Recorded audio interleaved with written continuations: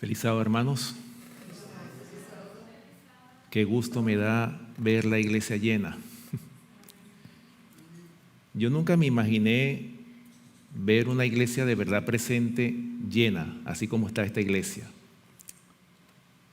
Y de verdad me da gozo porque puedo entender de que en estos tiempos finales que estamos nosotros viviendo, vamos a ver cómo más y más personas se van a acercar a la verdad presente. Aunque las veamos vacías al principio, ¿verdad? Pero poco a poco muchas almas van a despertar y se van a dar cuenta de las cosas que están ocurriendo en este mundo de pecado, en este mundo de desgracia por causa del pecado. Y hablando de esa desgracia, hermanos, da tristeza ver cómo iglesias que se llaman de la verdad presente están desubicadas, lamentablemente. ¿Y saben por qué? Tristemente porque muchos están contemplando lo que no tienen que contemplar. Muchos hermanos que se llaman o se dicen de la verdad presente están desorientados, lamentablemente. ¿Cómo es posible que el pueblo adventista, hoy por hoy, sea un pueblo tan desorientado, debido, hermanos, al descuido, a la falta de preparación en la palabra de Dios? Nosotros somos un pueblo que hemos sido grandemente bendecidos. ¿Por qué? Porque no solamente Dios nos ha dado a nosotros la Biblia, sino también nos ha dado el espíritu de la profecía. Somos un pueblo verdaderamente bendecido, pero ¿qué ha pasado con esta bendición que nosotros hemos recibido? ¿Acaso la hemos aprovechado? ¿En qué andan la mayoría de los hermanos que están en la verdad presente? O muchos de ellos, no digamos todos, contemplando todo lo que dice la internet. Y me disculpan la expresión que voy a decir, tanta basura que hay en la internet. Y la gente cree lo que hay en internet como que si fuera la palabra de Dios. Hay hermanos que han hecho de las noticias su culto personal y no se han alimentado del pan de vida que es la palabra de Dios. Y por eso muchos, o quizás la mayoría de los adventistas de hoy día, se están secando. Y ese es precisamente el título del mensaje que tengo en esta mañana. Los adventistas se están secando. ¿Secando por qué? Porque no están bebiendo de la fuente que alimenta realmente, que es la palabra de Dios. Y hablando de que se están secando, hoy, en esta mañana, vamos a meditar en esta parábola que escribió el profeta Ezequiel. Y me gustaría que la buscáramos, Ezequiel capítulo 37. En esta mañana vamos a tratar de analizar estos 14 versículos que tiene esta parábola de los huesos secos de Ezequiel capítulo 37, versículos del 1 al 14. Así que pongan su marcador de las Biblias ahí, porque vamos a estar leyendo todos estos versículos, estos 14 versículos que tiene esta parábola. Una parábola, hermanos, que vale la pena estudiarla porque tiene muchas lecciones que nosotros como pueblo de Dios necesitamos aprender. Muchísimas lecciones. Sí, una visión, ¿verdad? Claro que sí. Así que vamos a estudiar en esta mañana esta visión que tuvo el profeta Ezequiel. Bueno, claro, digamos que también lo pudiéramos analizar como una parábola, porque acuérdense que la parábola, ¿o qué es la parábola? Vamos a buscar en el diccionario qué es una parábola, ¿verdad? Es una narración breve y simbólica de la que se extrae una enseñanza moral. Ese es el concepto de parábola, ¿verdad? Pero bueno, vamos a leer, vamos a comenzar para aprovechar el tiempo, ¿verdad? Vamos a comenzar con el versículo 1, Ezequiel capítulo 37, versículo 1. Y escuchen bien lo que dice aquí esta parábola. Dice, o el valle de los huesos secos, ¿verdad? La mano de Jehová vino sobre mí y me llevó en el espíritu de Jehová y me puso en medio de un valle que estaba lleno de huesos. Fíjense, hermanos, el lenguaje de los profetas. El lenguaje de los profetas siempre es el mismo, ¿verdad? El Espíritu de Jehová me llevó. ¿Qué significa eso? No es que el profeta estaba en ese valle literalmente hablando. Habla claramente de que lo llevó en el Espíritu. La mayoría de los profetas tienen ese mismo lenguaje. El Señor me llevó en el Espíritu a tal lugar. ¿Lo ven? Ahora, fíjense bien, hermanos, dice que el profeta Ezequiel dice que lo llevó a un valle que estaba lleno de huesos. Ahora, ¿entendemos lo que es el hueso? El hueso es, hermanos, un símbolo de la muerte. ¿Sí o no? Cuando una persona muere, cuando ya tiene muchos años de muerte esa persona, cuando se va a excavar la tumba donde está esa persona, ¿qué se encuentra? No se encuentra la carne, se encuentra solamente ¿qué? Huesos, ¿verdad? Eso es lo que se consigue en la tumba, cuando ya han pasado muchos años. Ahora, hermanos, igualmente cuando vemos en los símbolos de, por ejemplo, de una sustancia venenosa, casi siempre ponen un cráneo y dos huesos cruzados, ¿verdad? ¿Por qué? Eso es un símbolo de la muerte. Ahora fíjense bien, hermanos, hablando de que los huesos son un símbolo de la muerte, ¿qué le dijo el Señor Jesucristo? Y fíjense bien, a los escribas y los fariseos de su época, cuando el Señor Jesucristo estuvo en esos 3 años y medio de ministerio. Vamos a Mateo capítulo 23. Mateo capítulo 23 y vamos a leer los versículos 27 y 28. Mateo capítulo 23, versículos 27 y 28.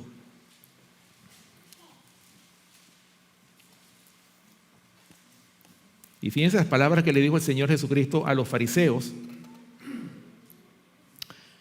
Dice: ay de vosotros, escribas y fariseos hipócritas, porque sois semejantes a sepulcros blanqueados, que por fuera a la verdad se muestran hermosos, mas por dentro están llenos de huesos de muertos y de toda inmundicia.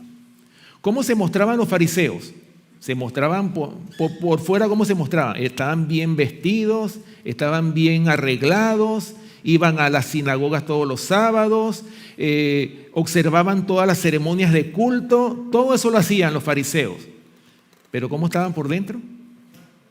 Hermanos, estaban muertos. Y fíjense las palabras tan fuertes que le dirige el Señor: ay de vosotros, escribas y fariseos hipócritas. ¿Lo ven? Así que así consideraba el Señor Jesucristo a los fariseos. Personas que tenían en ese tiempo la verdad presente. Y miren en lo que terminaron ellos. Por eso es muy importante que nosotros como pueblo analicemos, hermanos, la historia bíblica.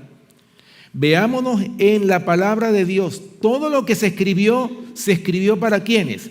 Para nosotros, los que hemos alcanzado los fines de la historia de esta tierra. Todas estas historias, todo esto que ocurrió tanto en el Antiguo como en el Nuevo Testamento, se escribió para nosotros, para que nosotros no caigamos en los mismos errores que cayeron ellos, sino que nosotros podamos verdaderamente tomar un curso diferente y podamos tomar ese camino recto que el Señor ha trazado para cada uno de nosotros. Vamos a continuar con el versículo 2 de esta visión de los huesos secos.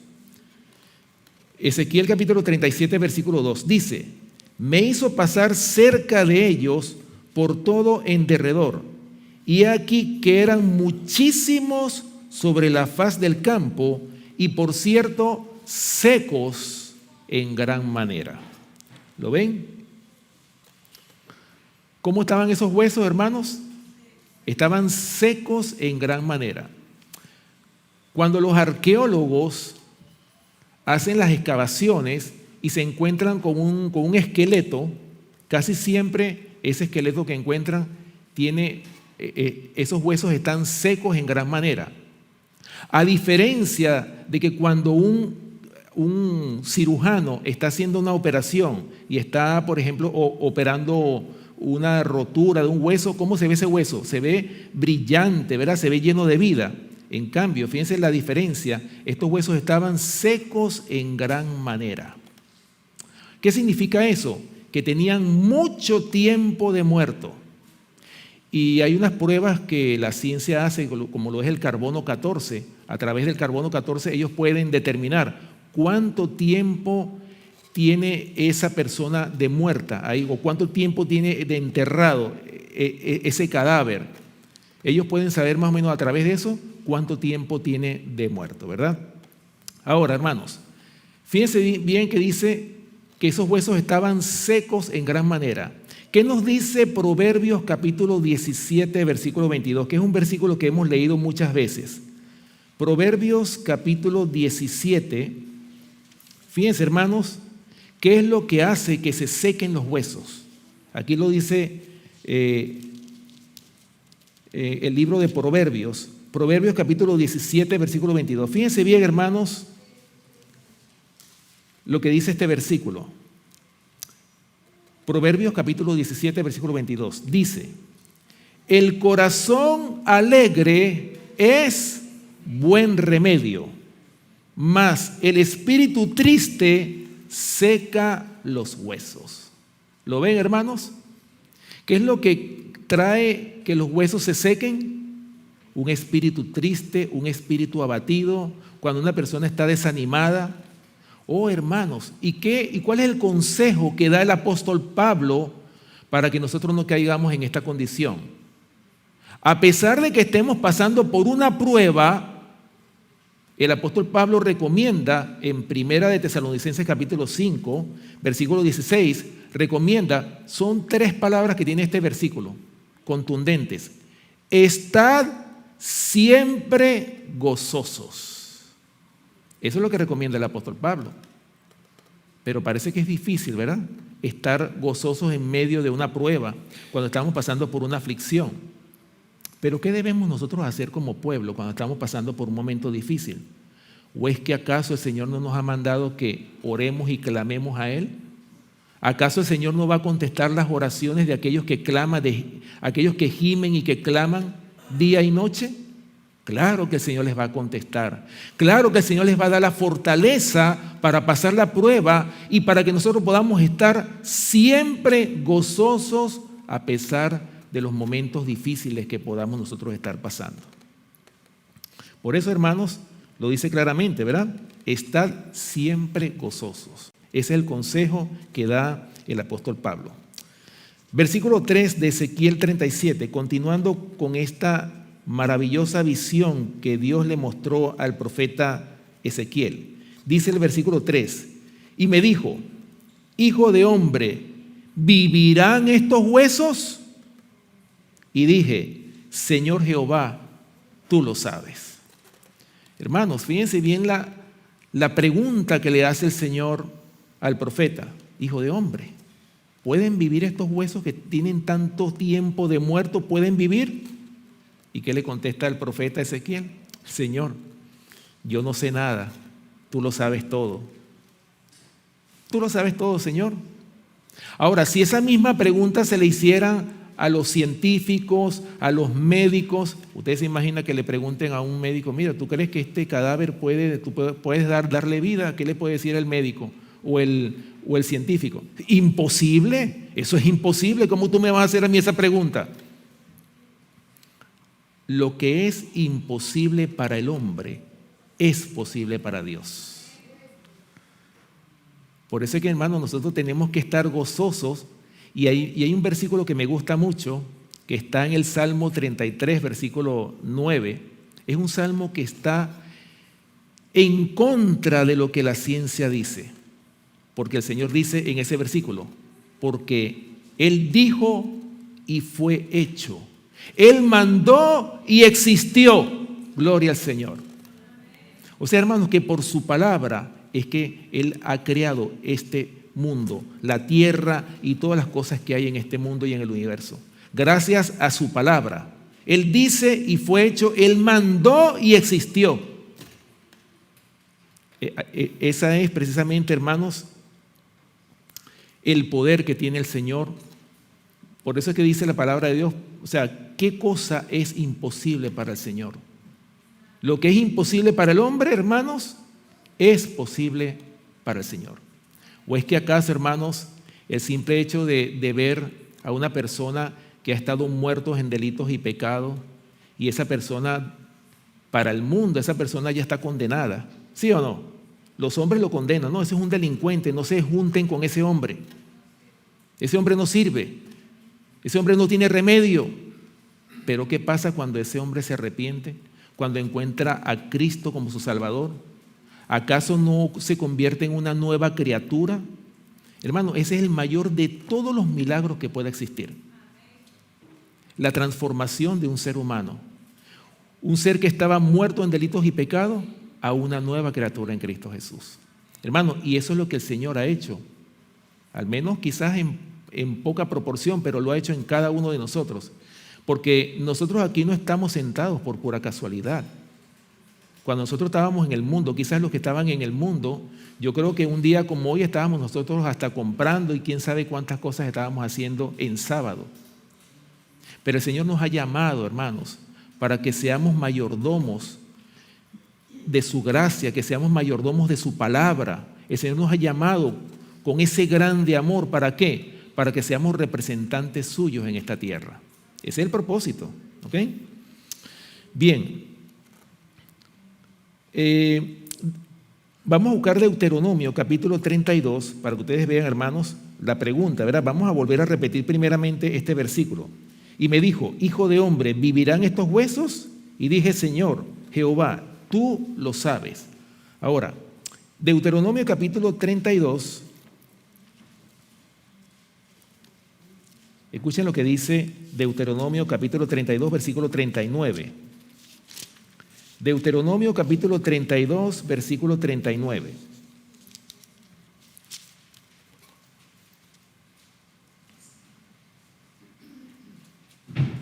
Dice, ved ahora que yo soy y no hay dioses conmigo. Yo hago morir y yo hago vivir. Yo hiero y yo sano. Y no hay quien pueda librar de mi mano.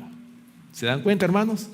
O sea, el Señor es el que da vida, pero también el que pone al descanso. Él es el que hiere y sus manos curan. Así lo dice también Job capítulo 5, versículos 17 y 18. O sea, ¿por qué el Señor no nos tiene que herir a nosotros? Hermanos, para que nosotros podamos mirarlo a Él. A veces estamos tan absortos, tan metidos en nuestros afanes, que hasta nos olvidamos del Señor, conociendo nosotros la palabra de Dios. Y a veces el Señor permite aflicciones en nuestra vida, ¿para qué? Hermanos, para que aprendamos a mirarlo a Él, para que nos acostumbremos verdaderamente a la oración. Aunque el Señor sabe y conoce cuáles son nuestras necesidades, el Señor permite las aflicciones, ¿para qué? Para que no nos olvidemos de Él. Porque cuando el hombre tiene todas sus necesidades cubiertas, en lo que menos piensa es en Dios. Casi siempre pasa. Por eso es que el Señor tiene que permitir la aflicción. Y cuando viene la aflicción, ojalá que nosotros aprendamos a darle gracias al Señor cuando vienen las aflicciones. Porque la aflicción es una bendición. Es cuando más cerca está el Señor de nosotros, dándonos ánimo, reanimándonos. En ese momento está el Señor con nosotros.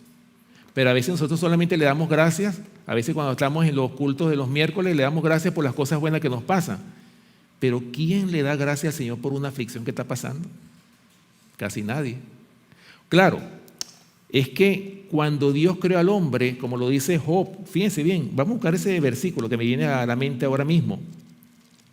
Miren, el libro de Job en el capítulo 14, fíjense bien lo que dice este versículo. Job capítulo 14, versículo 1. Hermanos, el hombre no nació para sufrir. El hombre no fue creado para sufrir. Ese no era el plan de Dios. O sea, no era el plan de Dios que el hombre sufriera. Escuchen lo que dice Job capítulo 14, versículo 1. El hombre, nacido de mujer, corto de días y hastiado de sinsabores. ¿No era el plan de Dios que el hombre fuera corto de días? Cuando Dios creó a Adán, lo creó para que fuera eterno. Ese era el plan. Pero por causa del pecado, hermanos, se acortó la vida del hombre, lamentablemente. Y yo creo que nosotros tenemos que aprender a odiar el pecado como Dios odia el pecado. Y si nosotros no hemos aprendido a odiar el pecado, pidámosle en oración al Señor que nos ponga ese odio como Él lo tiene. Y que ponga su amor en nuestros corazones para aprender a amar inclusive a nuestros enemigos. Porque es muy fácil amar a los que nos aman, ¿sí o no? Es muy fácil, pero qué difícil es amar a aquel que nos aborrece, aquel que desea nuestro propio mal. Es bien difícil amar a él, a esa persona. Pero el Señor nos enseña, nos dice: amad a vuestros enemigos, bendecid a los que os maldicen. Eso es lo que el Señor nos manda. Ahora, si nosotros no lo hemos logrado, ¿qué tenemos que hacer, hermanos? ¿Para qué está la oración? Pedírselo. Pedid y se os dará, buscad y hallaréis, llamad y se os abrirá. Esa es la promesa. ¿Ok? Bien, continuando con el versículo 4 de esta visión, dice lo siguiente: me dijo entonces, profetiza sobre estos huesos y diles: huesos secos, oíd palabra de Jehová.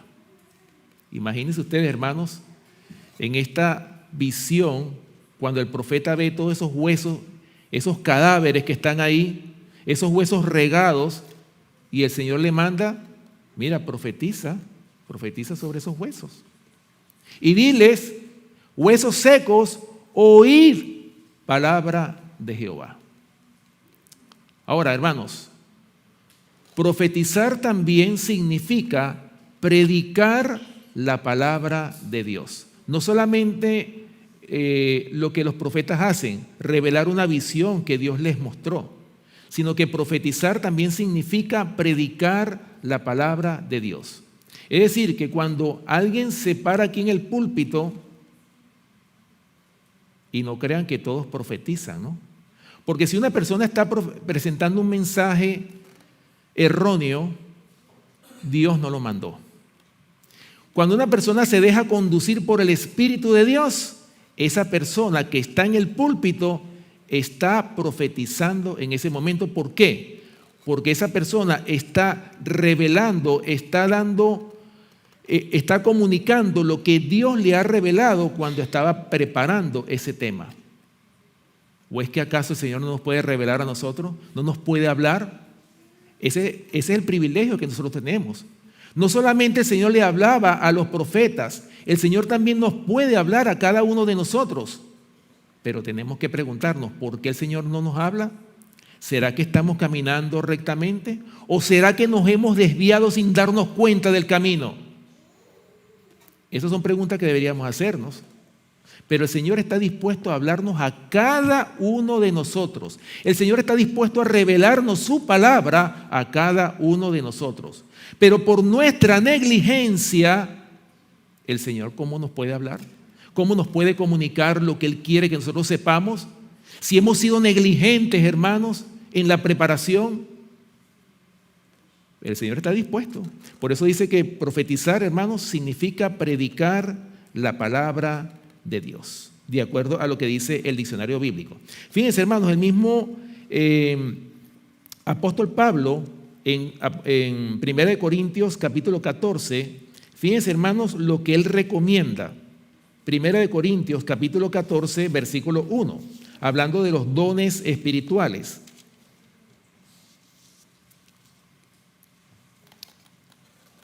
Primera de Corintios capítulo 14, versículo 1. Escuchen bien, hermanos, lo que dice este versículo. Primera de Corintios capítulo 14, versículo 1. Dice la palabra de Dios: seguid el amor. Miren, fíjense bien cómo el Señor hace énfasis en el amor, ¿verdad? Seguid el amor y procurad los dones espirituales, pero sobre todo que profeticéis. ¿Acaso el Señor no nos ha dejado esta encomienda a nosotros ¿Acaso el Señor no nos ha dado a nosotros esta orden de predicar el mensaje final de Dios? ¿Acaso no nos ha dado la responsabilidad de proclamar al mundo el último mensaje de misericordia de Apocalipsis capítulo 14, versículos del 6 al 12? El mensaje de los 3 ángeles. Hermanos, nosotros somos los responsables de predicar ese mensaje. Y dice la sierva del Señor que el mensaje del tercer ángel o el mensaje de los 3 ángeles pronto se entenderá. Y cuando ella dice eso, ¿será que no lo entendemos? Porque dice que pronto se entenderá. Debe ser que a lo mejor todavía no lo hemos comprendido completamente. Pero claro, hermanos, a medida que nos acerquemos al fin de la historia de esta tierra, se va a ir cada vez entendiendo más el mensaje final de Dios, el mensaje de los 3 ángeles. Y nosotros tenemos que prepararnos en este mensaje, ¿para qué? Para darlo a otras almas que están en tinieblas. Somos responsables por la luz que el Señor nos ha dado a cada uno de nosotros. Primera de Pedro capítulo 4, versículo 6. Vamos a leer Primera de Pedro capítulo 4, versículo 6.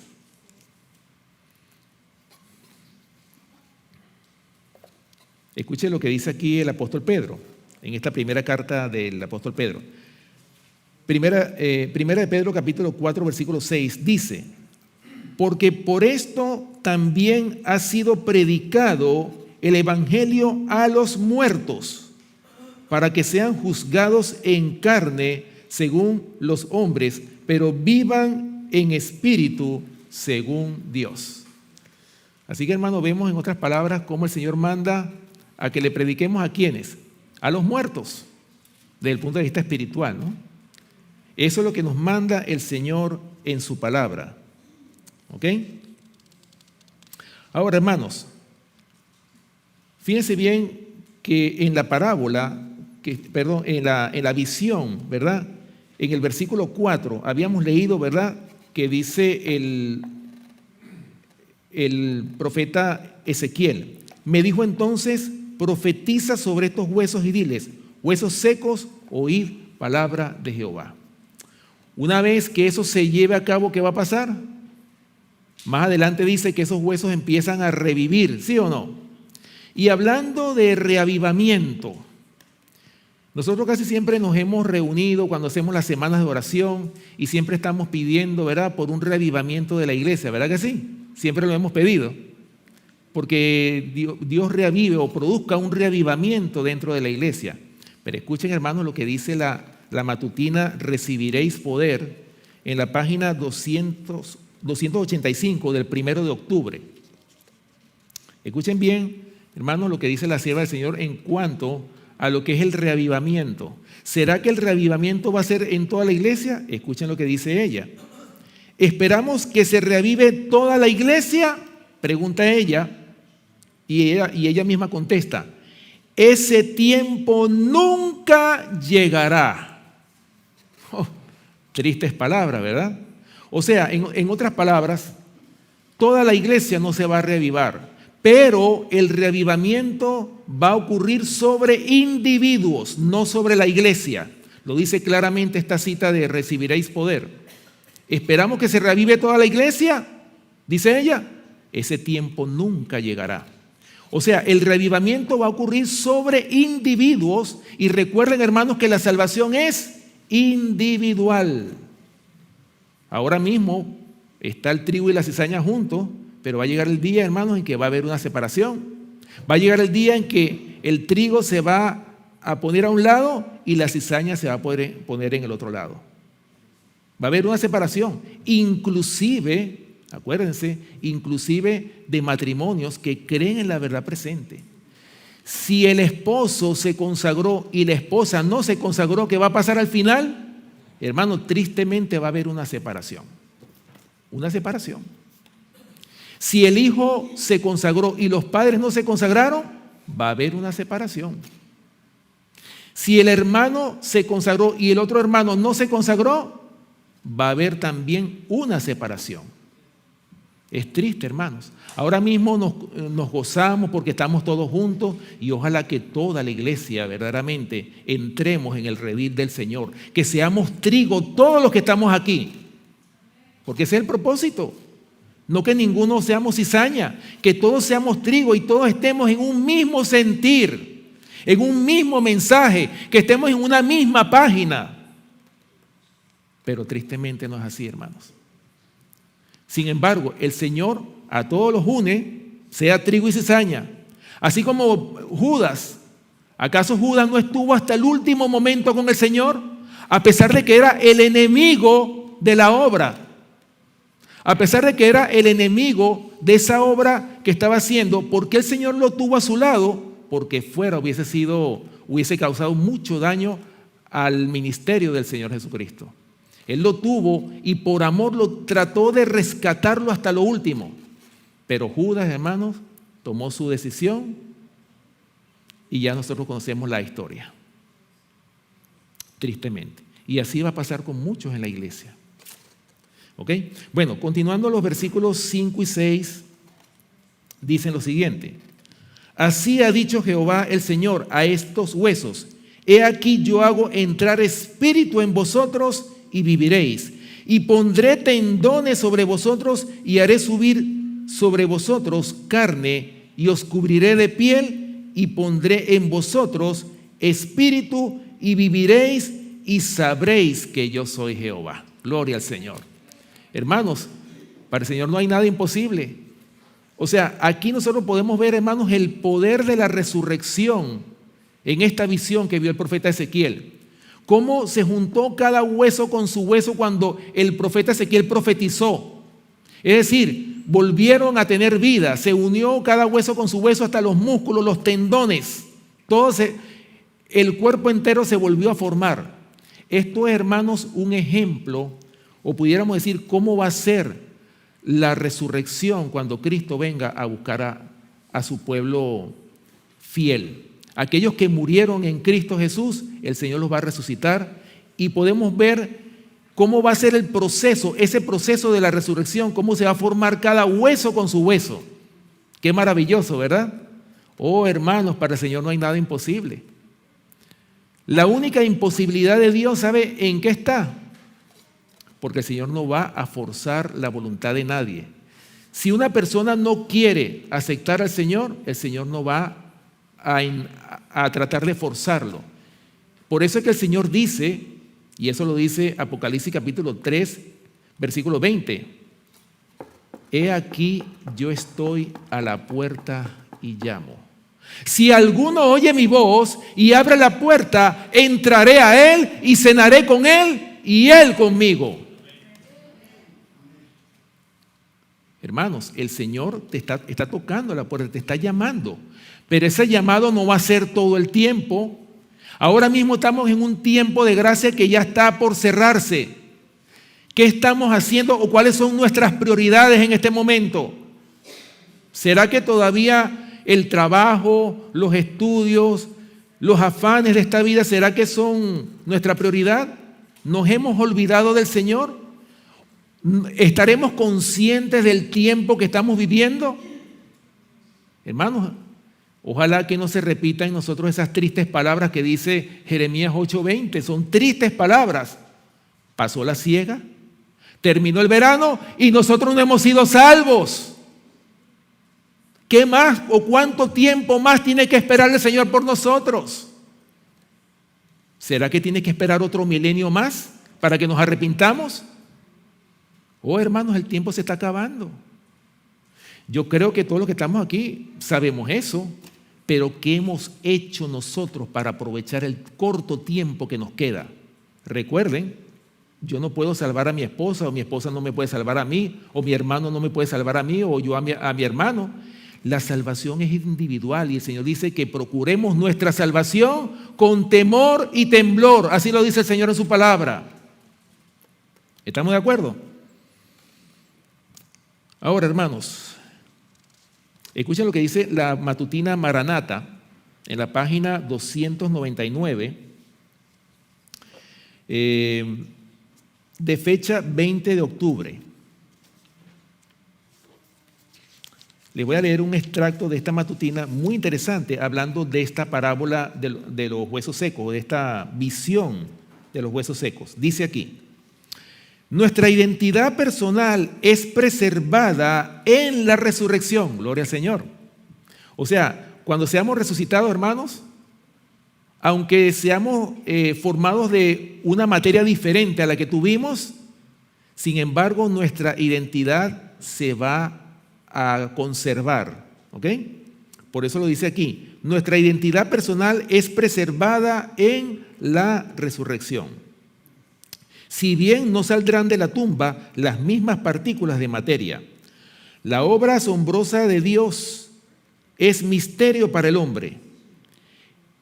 El espíritu, el carácter del hombre retorna a Dios donde se lo preserva. En la resurrección, cada hombre tendrá su propio carácter. O sea, ¿qué es lo que nos vamos a llevar nosotros a la tumba? ¿Qué es lo único que nos vamos a llevar? Si tenemos que morir, es el carácter. O sea, la casa que compré o el carro que compré o todas las riquezas, el dinero que tenga en el banco, nada de eso me lo puedo llevar a la tumba. Eso se va a quedar aquí en este mundo. Lo único que yo me voy a llevar es el carácter. Dice: a su debido tiempo Dios llamará a los muertos, dándoles otra vez el aliento de vida, y ordenará a los huesos secos que vivan. Surgirá la misma forma, pero libre de enfermedad y todo defecto. Gloria al Señor. ¿Verdad? Qué bendición es saber, hermanos, que si tenemos que morir, si el Señor nos pone al descanso, tenemos la esperanza de que cuando Él nos resucite, nos va a resucitar sin enfermedad, sin ningún defecto. Es decir, vamos a ser, hermanos, glorificados. Gloria al Señor, ¿verdad? Volverá a vivir llevando sus mismos rasgos individuales, de tal manera que los amigos se reconocerán. ¿Lo ven? No hay ley de Dios en la naturaleza que indique que el Señor va a volver a reunir las mismas partículas de materia que compusieron el cuerpo antes de la muerte. Dios dará a los justos muertos un cuerpo conforme a su beneplácito. Qué bello, ¿no? O sea, el Señor nos va a dar un cuerpo, ¿verdad?, donde Él pueda sentirse gozoso de vernos a nosotros resucitados con un cuerpo glorificado, un cuerpo libre de enfermedades. Dice aquí: Pablo ilustra este hecho con la semilla sembrada en el campo. La semilla plantada muere, pero allí surge una nueva semilla. La sustancia natural del grano que muere nunca más vuelve a surgir como antes, pero Dios le da el cuerpo que Él quiere. El cuerpo humano se compondrá entonces del material más escogido, por cuanto es una nueva creación, un nuevo nacimiento. Se siembra un cuerpo natural, resucita un cuerpo espiritual. Qué preciosa matutina, ¿verdad? Qué preciosa cita. Y esa es la esperanza, hermano, que nosotros debemos de tener, que si el Señor nos pone al descanso, por eso es importante que ahora mismo que estamos vivos, es la oportunidad que nosotros tenemos para que en esta vida podamos asegurar nuestra salvación. Es en esta vida, en este corto tiempo que tenemos. Por eso que deberíamos dedicarnos, hermanos, a consagrarnos. Ese es el llamado que el Señor nos hace en esta mañana.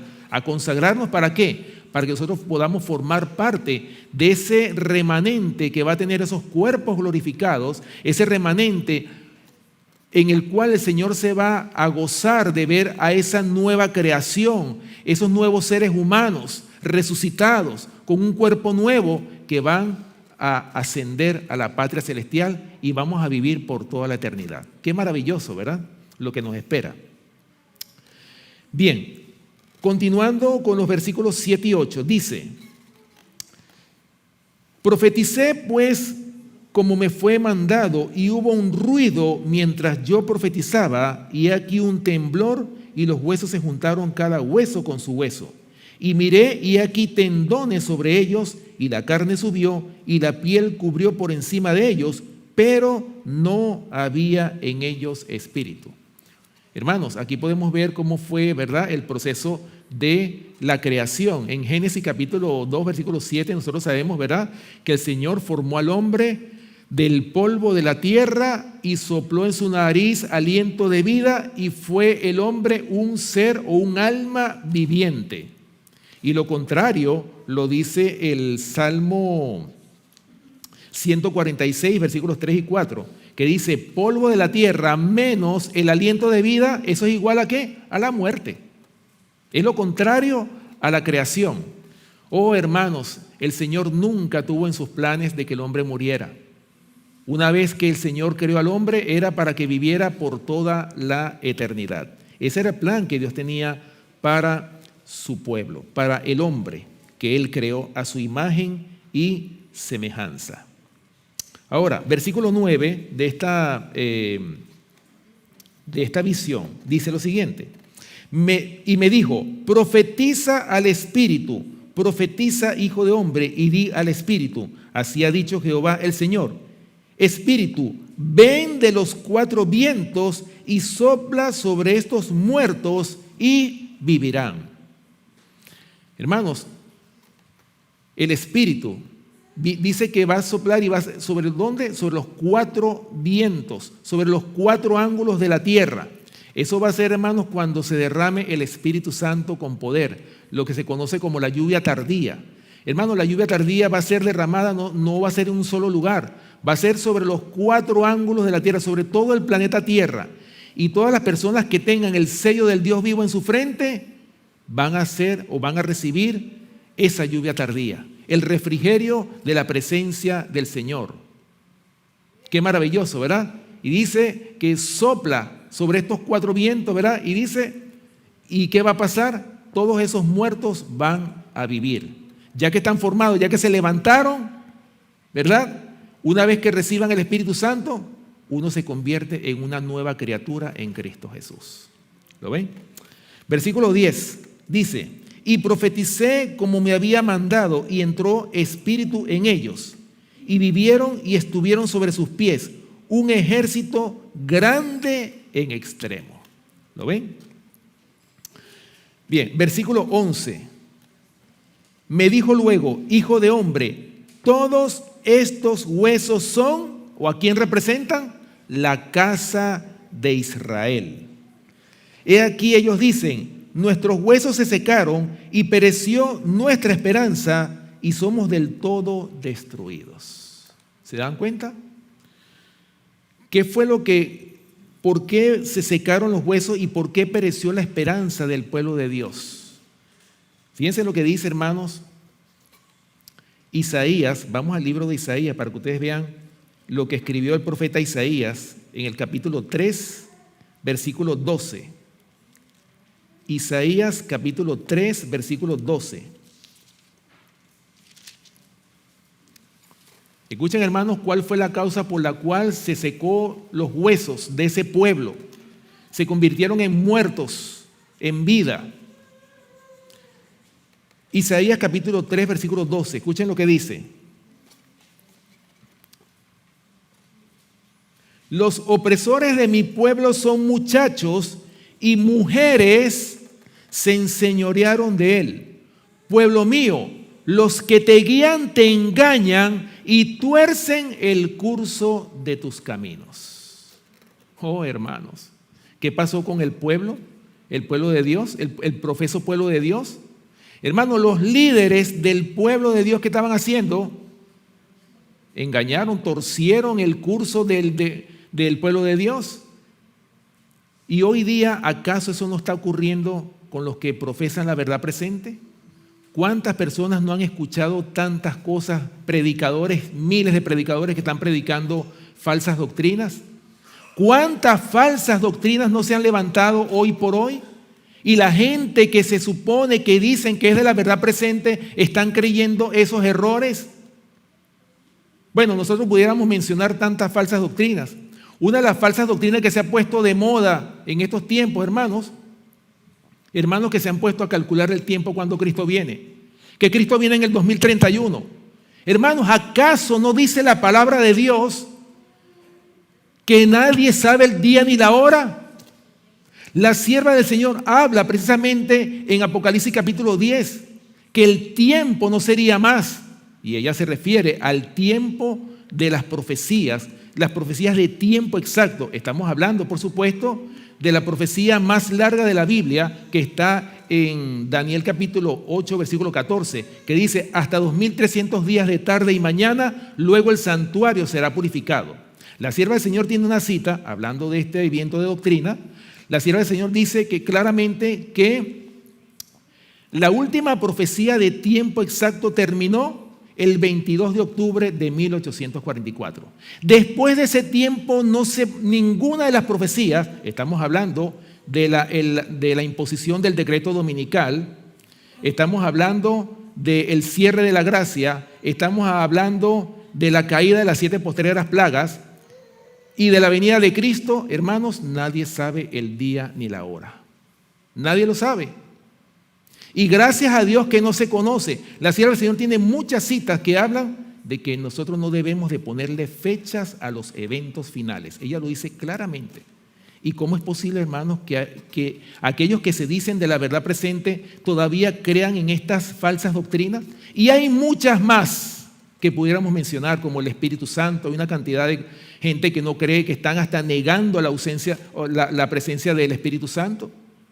Hermanos, por eso es que se secaron los huesos de muchos adventistas. Tienen los huesos secos. ¿Por qué? Porque están creyendo lo que dicen sus líderes, o se la pasan alimentándose de la internet. Por eso, hermanos, el Señor lo dijo claramente en su palabra: escudriñad las Escrituras, porque a vosotros os parece que en ellas tenéis la vida eterna, y ellas son las que dan testimonio de mí. Lo dice claramente.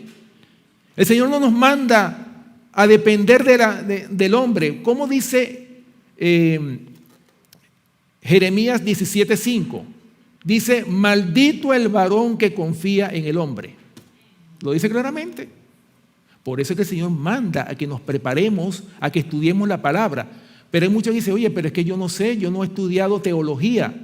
El Señor dice que el que tenga falta de sabiduría, pídasela a Dios, que la dará ¿cómo? En abundancia. Lo dice el Señor. O sea, hermanos, al más humilde de todos nuestros hermanos, el Señor le puede dar palabra, le puede revelar, le puede dar la revelación de Jesucristo. Pero lamentablemente nosotros hemos sido negligentes. A nosotros nos gusta que nos alimenten cada sábado, y muchos hermanos ni siquiera se preocupan por estudiar en toda la semana, y ni siquiera oran, ni siquiera tienen tiempo para orar. ¿Cómo una persona en esas condiciones puede crecer espiritualmente? ¿Cómo se puede crecer en la gracia cuando hemos descuidado una salvación tan grande? Imposible, hermanos. Por eso es que se están secando los huesos de muchos, porque lamentablemente, hermanos, Cristo está ausente en sus vidas. Y el Señor en esta mañana te está haciendo un llamado. He aquí, yo estoy a la puerta y llamo. Si alguno oye mi voz y abre la puerta, entraré a él y cenaré con él y él conmigo.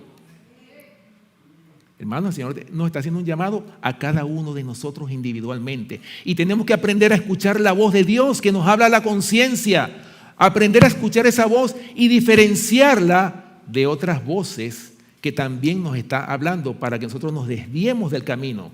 ¿O es que acaso el mensaje a las 7 iglesias del Asia termina diciendo: el que tenga oído, oiga lo que el Espíritu dice a las iglesias? Hermano, se repite 7 veces. 7 veces la misma expresión: el que tenga oído, oiga lo que el Espíritu dice a las iglesias. Oh, hermano, pero nosotros no hemos diferenciado la voz de Dios. Se ha perdido el discernimiento. ¿Por qué? Porque se ha descuidado la comunión con el Señor. Ese es el problema.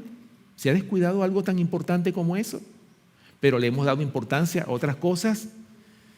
Como dice, ¿qué puede ganar el hombre si ganara todo el mundo y perdiera su alma? O sea, ¿qué puede hacer? Nada puede hacer. Va para la muerte eterna, lamentablemente. Bueno, continuando los versículos que quedan, ¿verdad?, de esta parábola, para terminar, porque ya el tiempo ya se me está acabando. Dicen los versículos del 12 al 14: por tanto, profetiza y diles: así ha dicho Jehová el Señor, he aquí yo abro vuestros sepulcros, pueblo mío, y os haré subir de vuestras sepulturas, y os traeré a la tierra de Israel. Y sabréis que yo soy Jehová cuando abra vuestros sepulcros y os saque de vuestras sepulturas, pueblo mío. Y pondré mi espíritu en vosotros y viviréis y os haré reposar sobre vuestra tierra. Y sabréis que yo Jehová hablé y lo hice, dice Jehová. ¿Lo ven? Hermanos, para terminar, voy a leerles el comentario de esta visión. Para los que tienen la Biblia de estudios, es comentando esta visión del capítulo 37 del profeta Ezequiel. Y se titula el comentario Una visión de nuestra obra. Y escuchen lo que dice este comentario. Las almas de quienes deseamos salvar son como la representación que Ezequiel vio en visión, es decir, un valle de huesos secos. O sea, ¿cómo vemos nosotros, hermanos? ¿Cómo vemos nosotros a las personas que están fuera? Un ejemplo de ello, cuando se ha hecho la obra misionera, ¿verdad? Cuando uno va a hacer la obra misionera y uno está tratando con otras personas, personas que no son cristianas, o personas que son cristianas pero que son de otras iglesias. Usted trata de explicarle la palabra, usted trata de explicarles la doctrina sobre el sábado. Casi siempre cuando se habla de la ley, del sábado, de nuestra doctrina, hermano, la gente no entiende. La gente está como el valle lleno de huesos de muertos. Pero fíjense, hermanos, nosotros tenemos que hacer un trabajo con esas personas, a pesar de que esas personas no entienden nuestro mensaje. Escuchen lo que dice. Están muertos en delitos y pecados, pero Dios quiere que tratemos con ellos como si estuvieran vivos. ¿Lo ven? No decir, bueno, yo no voy a perder mi tiempo con esa persona, no. ¿Cómo debemos de tratarlo? Como que si estuvieran vivos. Por eso fue que el profeta Ezequiel, Dios le dijo al profeta Ezequiel, profetízame sobre esos huesos y diles, huesos secos, oíd palabra de Jehová. Sigue diciendo, si se nos hiciera la pregunta, hijo de hombre, ¿vivirán estos huesos? Nuestra respuesta sería solo una confesión de ignorancia. Oh Señor, tú lo sabes. Según todas las apariencias, no hay nada que nos induzca a esperar su restauración. Sin embargo, la palabra profética debe ser pronunciada aún a aquellos que son como los huesos secos del valle. No debemos abandonar de ninguna manera el cumplimiento de nuestra comisión debido a la indiferencia, la apatía, la falta de percepción espiritual de aquellos a quienes debe predicarse la palabra de Dios. Debemos predicar la palabra de vida a aquellos que quizás nos parezca que no tienen ninguna esperanza, como si estuvieran en sus tumbas. Hermanos, y esto lo decimos porque aún en nuestros hermanos, hay hermanos que quizás no están caminando, que uno pudiera decir, no, yo no pierdo mi tiempo ya más con ese hermano. Pero sucede que nosotros tenemos que correr la otra milla con ese hermano para tratar de, como lo dice aquí, tratarlo como que si estuvieran vivos. Ese es el propósito. ¿Acaso el Señor Jesús no vino a buscar y salvar a los que se han perdido? Y si el Señor lo hizo, ¿por qué no lo podemos hacer nosotros? Oh, hermano, ¿sabe por qué? Porque nos falta algo muy importante. Uno de los frutos del Espíritu Santo más importante, diría yo, y es la paciencia. Eso no lo tenemos. ¿Y saben cómo se logra la paciencia? La paciencia se logra, hermanos, con muchas aflicciones. Por eso es que el Señor nos tiene que pasar por el horno de la aflicción para que podamos nosotros tener la paciencia de los santos. Dice aquí, aunque quizá parezca que no están dispuestos a escuchar o a recibir la luz de la verdad, debemos hacer nuestra parte sin preguntas ni vacilaciones. Debemos darles repetidas veces el mensaje: despiértate tú que duermes y levántate de los muertos y te alumbrará Cristo. No es el agente humano el que inspira vida. Por eso es que muchas veces nosotros cuando hacemos la obra misionera queremos que ya la persona reaccione, pero no, hermanos, eso es un proceso que a veces toma tiempo. Y ahí es donde nosotros tenemos que ser constantes cuando se hace la obra misionera. Tenemos que ser constantes con esa gente. Si esa persona muestra cierto interés, ¿qué tenemos que hacer? Bueno, volver otra vez a correr la segunda, tercera, cuarta, quinta milla si es posible con esa persona. ¿O es que acaso el Señor no lo ha hecho con nosotros? ¿Cuánta paciencia no ha tenido el Señor con nosotros que somos personas que tenemos todavía defectos de carácter y todavía el Señor está intercediendo por nosotros? Escuchen lo que sigue diciendo. No es el agente humano el que inspira vida. El Señor Dios de Israel hará esa parte avivando la actividad en la naturaleza espiritualmente muerta. El aliento del Señor de los ejércitos debe entrar en los cuerpos muertos. En el juicio, cuando se descubran todos los secretos, se sabrá que la voz de Dios habló mediante el agente humano, despertó la conciencia aletargada, conmovió las facultades muertas e impulsó a los pecadores al arrepentimiento, la contrición y al abandono de los pecados. Entonces se verá claramente que mediante el agente humano se impartió al alma fe en Jesucristo y que desde el cielo se impartió vida espiritual al que estaba muerto en delitos y pecados y fue vivificado con vida espiritual. Sigue diciendo, pero esta comparación de los huesos secos no solo se aplica al mundo, sino también a los que han sido bendecidos con gran luz, pues estos también son como los esqueletos del valle. O sea, en otras palabras, quizás en la iglesia hay muchos muertos, pero ¿cuál es nuestro deber? Darle vida a esos hermanos que están muertos, ¿verdad? Tratar de levantarlos ¿con qué? Con la palabra de Dios. Tienen forma de hombres, la estructura del cuerpo, pero no tienen vida espiritual. Sin embargo, en la parábola, los huesos secos no quedan solamente unidos con apariencia de hombres, pues no es suficiente que haya simetría entre los miembros y el organismo entero. El aliento de vida debe vivificar los cuerpos para que puedan levantarse y entrar en actividad. Esos huesos representan la casa de Israel, la iglesia de Dios, y la esperanza de la iglesia es la influencia vivificante del Espíritu Santo. El Señor tiene que impartir su aliento a los huesos secos para que puedan vivir. El Espíritu de Dios con su poder vivificante debe estar en cada agente humano para que pueda entrar en acción cada músculo y tendón espiritual. Sin el Espíritu Santo, sin el aliento de Dios, hay embotamiento de conciencia. Fíjense bien, hermanos, lo que hace la ausencia del Espíritu Santo. Produce embotamiento de conciencia, pérdida de la vida espiritual. Muchos que carecen de vida espiritual tienen sus nombres en los registros de la iglesia, pero no están escritos en el libro de la vida del Cordero. Nosotros podemos ser muy brillantes en la iglesia, podemos tener todos los cargos que tengamos, podemos ser muy eficientes en la iglesia, especialmente en el sábado, pero a lo mejor estamos muertos espiritualmente, a lo mejor nuestros nombres están borrados del libro de la vida del Cordero, pero sí están en los registros de la iglesia y nos conformamos con eso.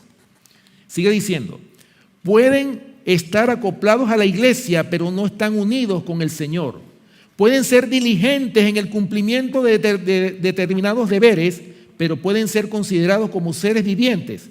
Pero muchos están entre los que tienen nombres de que viven y están muertos. Oh, mis hermanos, esta lectura sigue, ¿no? Pero lo voy a dejar aquí por el factor tiempo ya. Hermanos, en conclusión, para terminar, el Señor en esta mañana nos está haciendo un llamado. El Señor quiere que tú, mi querido hermano, seas reavivado, seas vivificado, que salgamos de esa condición de muerte espiritual en la cual ha caído la iglesia. Producto, hermanos, de ver tantas cosas que no debemos nosotros de contemplar. Producto de que nosotros no nos hemos preparado lo suficiente, no hemos tenido una comunión con el Señor, no hemos orado lo suficiente. Y hoy por hoy, sabiendo que el tiempo ya se está terminando, nosotros como pueblo, hermanos, tenemos que buscar diligentemente al Señor. Por eso dice la palabra de Dios, buscad a Jehová mientras pueda ser hallado. Ese es el llamado que el Señor nos hace en esta mañana a cada uno de nosotros, hermanos. El Señor nos ha dado una oportunidad, una y otra más nos da el Señor de oportunidades. Aprovechemos el tiempo es corto y ya lo que queda son yo creo que pocos años para que el Señor venga. Así que bueno, hermanos, que el Señor les bendiga y ojalá que estas palabras no se las lleve el viento. ¿Ok? Dios les bendiga. Vamos a terminar con una oración. Todos los que puedan, vamos a doblar nuestras rodillas para terminar con una oración.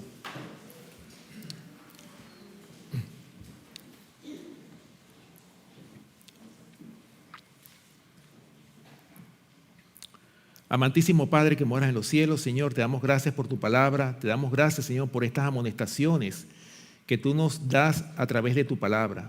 Señor, ayúdanos porque quizás hemos perdido el curso de nuestro rumbo hacia el cielo. Si nos hemos desviado, te rogamos, Padre Celestial, que tú nos vuelvas a poner en el camino recto, que nosotros podamos caminar contigo así como Enoc caminó con Dios, que podamos ser reavivados, Señor, si hemos caído en una muerte espiritual. Tú conoces cada uno de nuestros corazones y te rogamos, Padre Celestial, que si hemos caído en esa condición, que tú nos reavives. Que tú nos reavives a cada uno de nosotros y ayúdanos a caminar contigo, Señor, por toda la eternidad. Te pedimos una bendición muy especial por tu pueblo, por esta iglesia en especial, que cada miembro de todos los que estamos aquí, Señor, podamos hacer todos los arreglos que tengamos que hacer y podamos entrar por esas mansiones celestiales. Que podamos, Señor, ser mudados a un nuevo hombre, a una nueva criatura en Cristo Jesús. Tenemos esta esperanza, Señor, de que tú, si nos pones al descanso, vamos a resucitar como una nueva criatura en Cristo Jesús. Gracias, Padre Celestial, por tu palabra, por tus bendiciones. Te rogamos, Padre Celestial, que tú bendigas a cada uno de nuestros familiares aquí representados. Sé con los que están enfermos, te rogamos que pases tu mano sanadora sobre los enfermos. Y sé con tu iglesia, Señor, en todo lo ancho y lo largo de este mundo, con este remanente que se está preparando para el encuentro contigo. Permítenos a nosotros formar parte de ese remanente y que tú, Señor, hagas resplandecer tu rostro sobre cada uno de nosotros. Gracias, Señor, por tu palabra. Gracias por tus bendiciones. Bendice los alimentos que hemos de compartir a continuación y permite que este sábado sea un sábado lleno de bendiciones para cada uno de nosotros. Todo esto te lo pedimos y te rogamos, dándote las gracias, Señor, en el nombre y por los méritos de nuestro amante Salvador, Cristo Jesús. Amén.